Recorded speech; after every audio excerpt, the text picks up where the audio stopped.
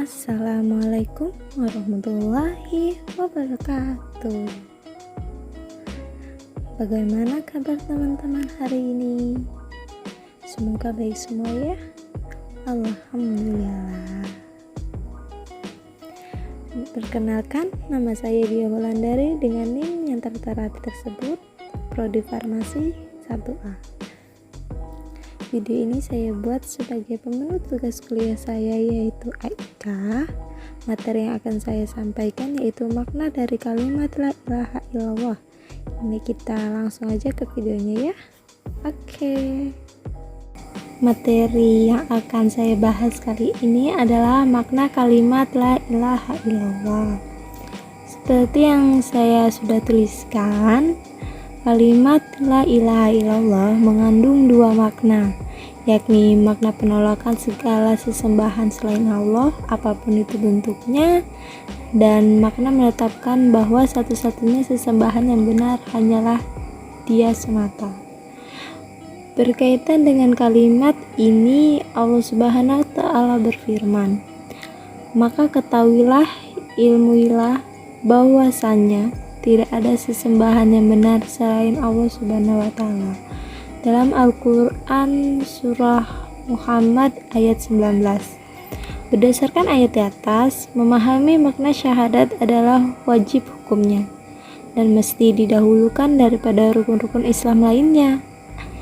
Rasulullah SAW juga menegaskan, barang siapa mengucapkan la ilaha illallah dengan ikhlas, maka akan masuk ke dalam surga.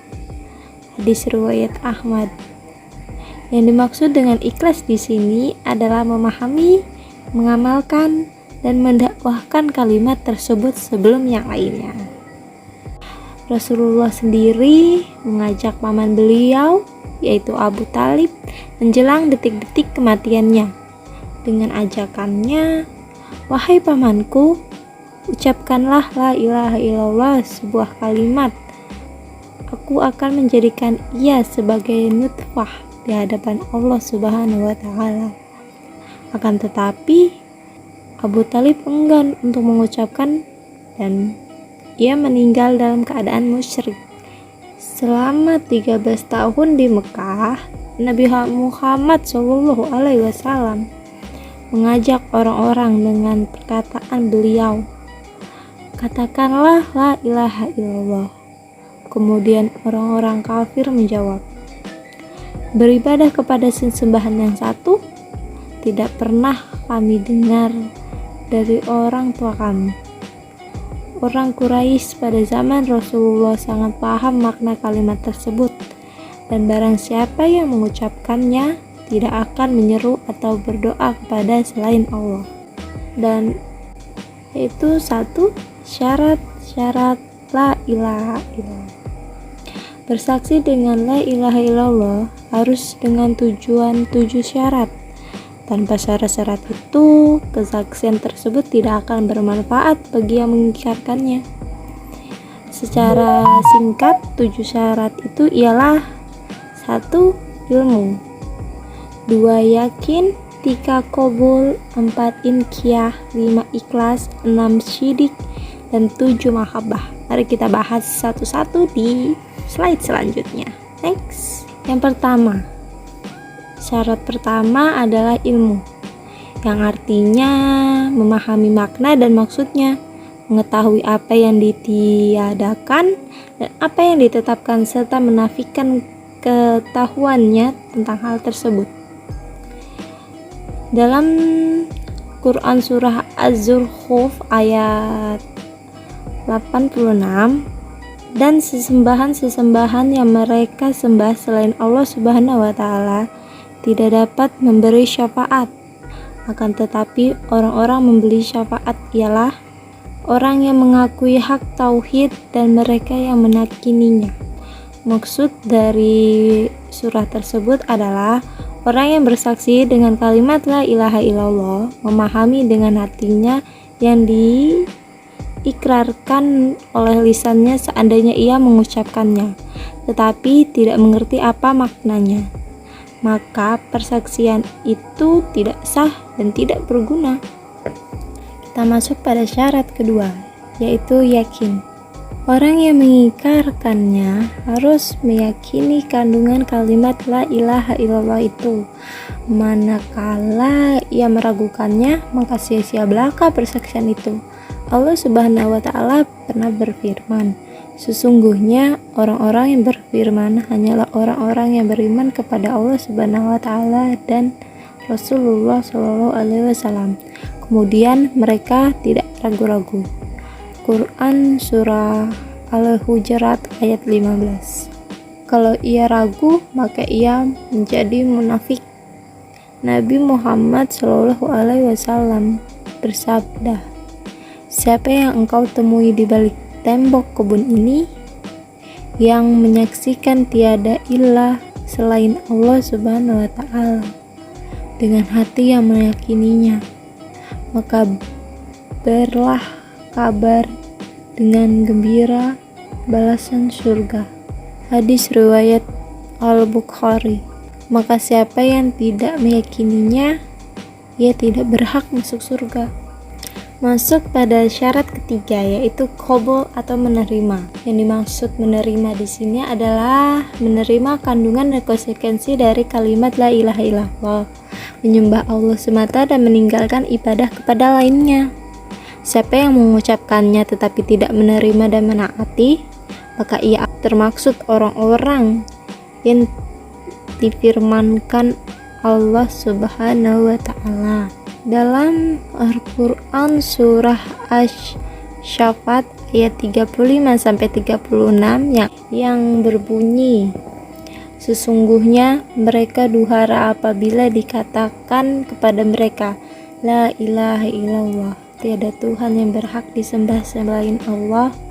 Mereka menyombongkan diri dan mereka berkata, apakah sesungguhnya kami harus meninggalkan sesembahan-sesembahan kami karena seorang penyair gila? Syarat keempat adalah inqiyad, tunduk dan patuh. Allah Subhanahu wa Ta'ala berfirman, dan barang siapa yang menyerahkan diri kepada Allah Subhanahu wa Ta'ala sedangkan ia orang berbuat baik, maka sesungguhnya ia telah berpegang kepada buhul tali yang kokoh. Syarat kelima yaitu syidik atau jujur. Mengucapkan kalimat la ilaha illallah dalam hati juga membenarkannya. Manakala lisan mengucapkan tetapi hati mendustakan, maka ia adalah munafik dan pendusta. Allah Subhanahu wa Ta'ala berfirman, di antara manusia yang mengatakan, kami beriman kepada Allah Subhanahu wa Ta'ala dan hari kemudian, pada mereka itu sesungguhnya bukan orang-orang yang beriman. Mereka hendak menipu Allah Subhanahu wa Ta'ala dan orang-orang beriman, padahal mereka hanya menipu dirinya sendiri. Sedangkan mereka tidak sadar dalam hati mereka ada penyakitnya, dan bagi mereka siksa yang pedih disebabkan mereka berdusta. Al-Quran Surah Al-Baqarah ayat 8-10. Syarat keenam yaitu ikhlas. Ikhlas yaitu membersihkan amal dari segala debu-debu syirik dan jalan tidak mengucapkannya karena mengingkari isi dunia, riya atau summah. Dalam hadis Rasulullah SAW mengatakan, sesungguhnya Allah Subhanahu wa Ta'ala mengharapkan neraka atas mereka yang mengucapkan la ilaha illallah karena menginginkan ridha Allah Subhanahu wa Ta'ala. Hadis riwayat Bukhari Muslim. Syarat ketujuh. Syarat ketujuh adalah mahabbah, kecintaan. Yang dimaksud kecintaan di sini adalah mencintai kalimat la ilaha illallah, juga mencintai orang-orang yang mengamalkan konsekuensinya. Allah Subhanahu wa Ta'ala berfirman, di antara manusia ada orang-orang yang menyembah tandingan-tandingannya selain Allah Subhanahu wa Ta'ala. Mereka mencintainya sebagaimana mereka mencintai Allah Subhanahu wa Ta'ala. Namun orang-orang yang berfirman sangat cinta kepada Allah Subhanahu wa Ta'ala. Al-Quran Surah Al-Baqarah ayat 165. Maka ahli tauhid mencintai Allah Subhanahu wa Ta'ala dengan cinta yang tulus dan bersih, sedangkan ahli syirik mencintai Allah Subhanahu wa Ta'ala dengan cinta yang lain. Hal ini bertentangan dengan isi kandungan kalimat la ilaha illallah. Oke, selanjutnya kita masuk pada materi kedua, yaitu konsekuensi kalimat la ilaha illallah. Yang dimaksud konsekuensinya yaitu meninggalkan ibadah kepada selain Allah Subhanahu wa Ta'ala dari segala macam yang dipertuhankan sebagai keseharusan dari penidakadaan kalimat la ilaha illallah, dan beribadah kepada Allah Subhanahu wa Ta'ala semata tanpa unsur kesyirikan sedikit pun, sebagai keseharusan dari penetapan la ilaha illallah. Banyak orang yang mengingkarkannya tetapi melanggar konsekuensinya, sehingga mereka menetapkan ketuhanan yang sudah dinafikan, baik berupa makhluk, kuburan, pohon, bebatuan, serta para tauhid lainnya.